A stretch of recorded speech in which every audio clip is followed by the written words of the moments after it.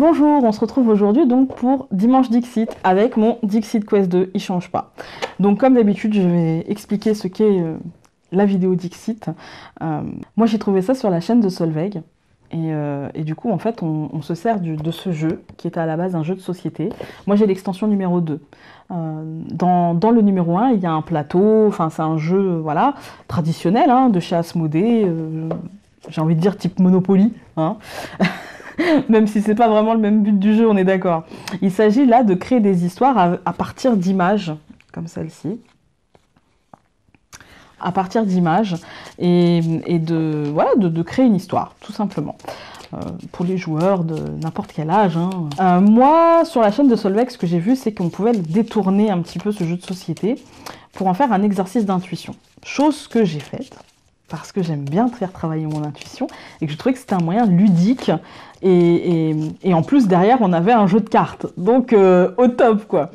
Et un jeu de cartes à travailler exclusivement à l'intuition. Et il s'avère que pour moi ça colle assez bien aux énergies du samedi. Je sais qu'il existe d'autres jeux, tels Mysterium il me semble, hein, et d'autres personnes qui font la vidéo Dixit. Donc je n'ai pas mis en barre d'infos parce que je suis feignasse, je n'ai pas mis les gens qui font la vidéo Dixit, mais de tête comme ça, il me semble qu'il y a la magie d'Emrus, il me semble qu'il y a pas Écartemency, mais avec Mysterium, on m'a dit. Je n'ai pas encore vu d'ailleurs de vidéo comme ça.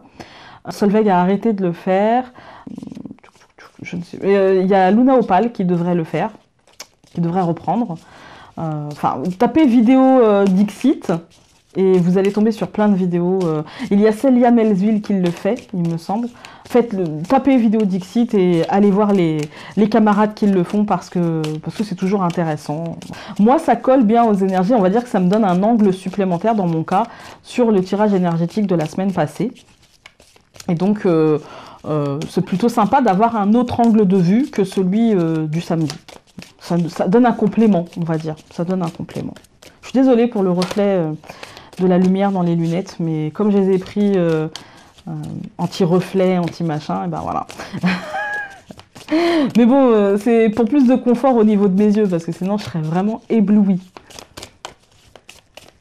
Comme j'ai les yeux fragiles, oui, malgré tout le maquillage que je leur mets dessus. Non, c'est vrai que j'ai les yeux... Enfin, j'ai la vue assez sensible. Voilà. La moindre petit truc, la moindre poussière dans l'œil et je vois trouble pour la journée, quoi. Du coup, je prends bien soin de mes yeux, même si je les maquille, j'en prends bien soin. Déjà que je louche, apparemment. Alors, faut pas déconner, hein. Ouais, j'avoue, ça, j'assume moyen.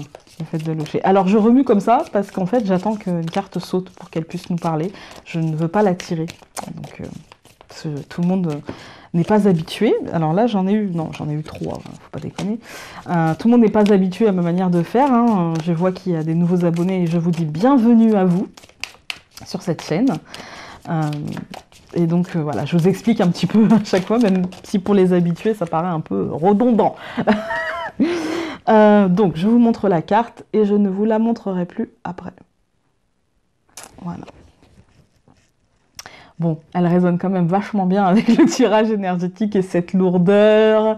Et en même temps, ce besoin de croire, ce besoin d'être accompagné. D'ailleurs, la plume noire, il me semble que c'est un message de notre ange qui nous dit qu'il est près de nous.